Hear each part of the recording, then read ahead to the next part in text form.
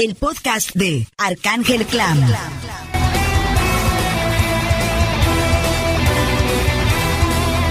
Unos minutos con el explicador.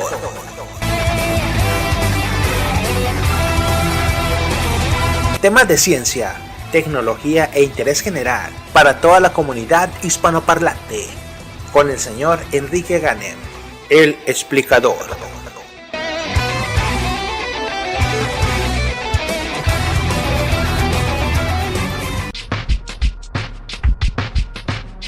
Que nada de lo que se comenta con respecto a los ovnis es cierto. Sin embargo, tenemos una duda. ¿Cómo es que se forman las figuras en los campos de trigo en Inglaterra? Que según comentan son hechos por extraterrestres. Sí, alguna vez platicamos de esto, pero en el pasado, cuando todavía no teníamos el gusto de tenerlos aquí presentes. Dos personas de las que vamos a hablar al regreso del siguiente corte, que no tenían nada que hacer, se la pasaban dos desempleados que se pasaban las tardes en una cantina. Un día decidieron comenzar a hacer estas figuras para espantar a la gente. Empezaron a salir las notas y empezaron a ir los comentarios de científicos no científicos, de gente muy sesuda que decía que estas figuras solamente las podían hacer extraterrestres, que un ser humano no las podría hacer. Y un día se les ocurrió a estos señores demostrar cómo se hacían estas figuras en el trigo con una cuerda y un pedazo de madera.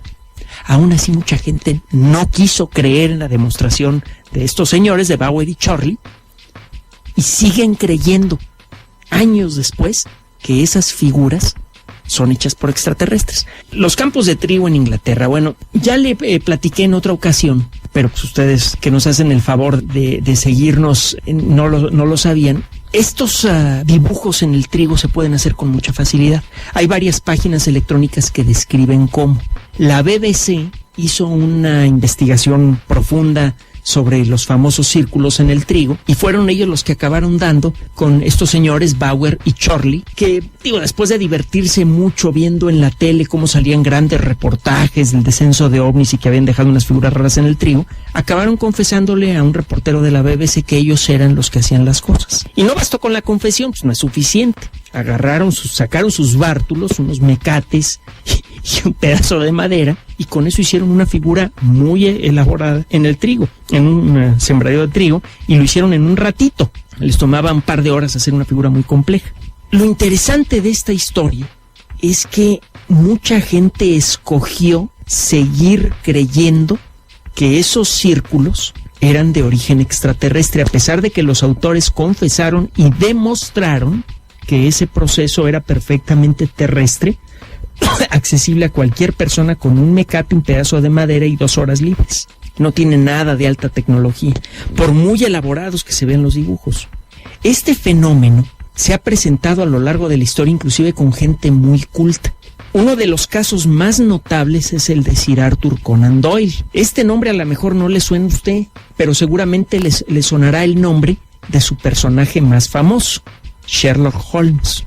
Conan Doyle era escritor, entre otras cosas, y es el padre del personaje, el padre intelectual del personaje intelectual también más famoso de toda la historia. No hay detective más famoso que Sherlock Holmes. La forma de pensar de Holmes, basada en el conocimiento científico de la época de Sir Arthur, es el epítome del pensamiento objetivo claro. Sherlock Holmes podía ver evidencias en el sitio del crimen que nadie más sabía interpretar, y llegaba a una conclusión siempre en las novelas sorprendente.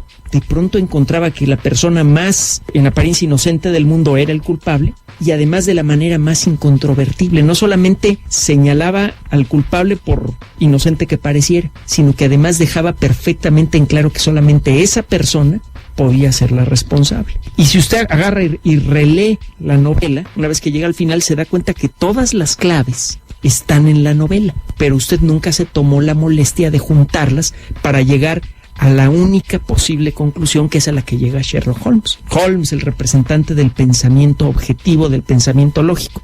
Y bueno, pues Sir Arthur, el autor de las novelas, creía en las hadas. Ya le platiqué la historia en otra ocasión, que un par de chamaquitas que tenían una cámara, en aquella época las cámaras fotográficas eran raras, con la ayuda de una cámara fotográfica de sus padres, las niñas vivían en una situación de afluencia, eran hijas de padres ricos, se tomaban fotografías con unos dibujitos que ellos mismos hacían de hadas, las colgaban de los árboles, se tomaban las fotos con los dibujos de hadas que ellas hacían, se las presentaron a Conan Doyle y le dijeron, oigan, fíjese que vimos hadas y les tomamos foto, y Conan Doyle se lo creyó.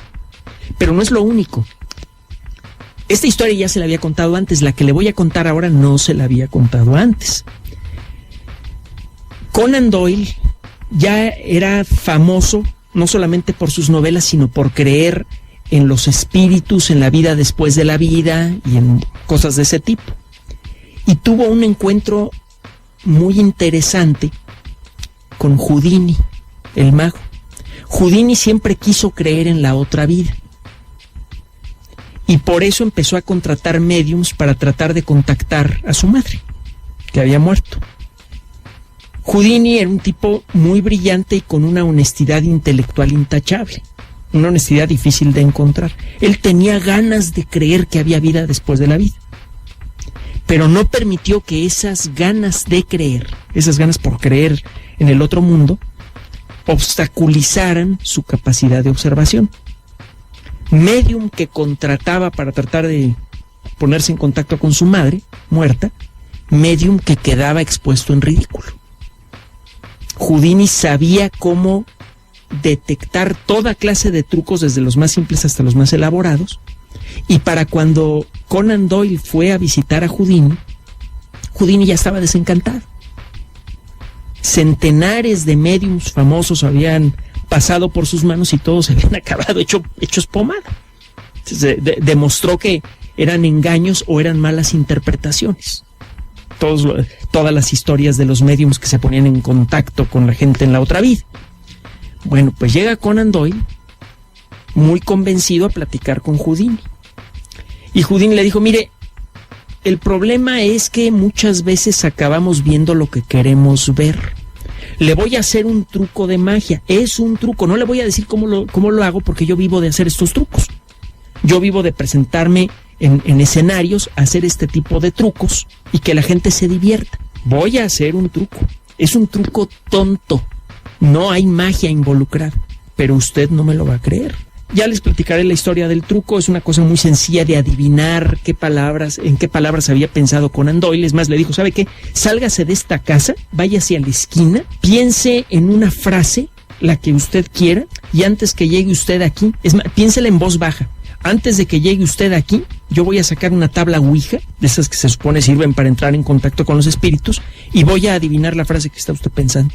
Pues total, Houdini hizo eso, adivinó la frase que Conan Doyle tenía en la cabeza y que no pronunció en voz alta mientras estaba en la calle a 1,5 cuadras de donde vivía Houdini, y a pesar de que Houdini le dijo, oiga, esto es un truco, a pesar de eso, Conan Doyle siguió creyendo, no solamente en los fantasmas y todo eso, sino siguió creyendo que Houdini tenía capacidad extrasensorial. A pesar de que el mismo Houdini le dijo, oiga, esto de aquí es un truco y es un truco tonto. A pesar de eso, este señor siguió creyendo en la historia.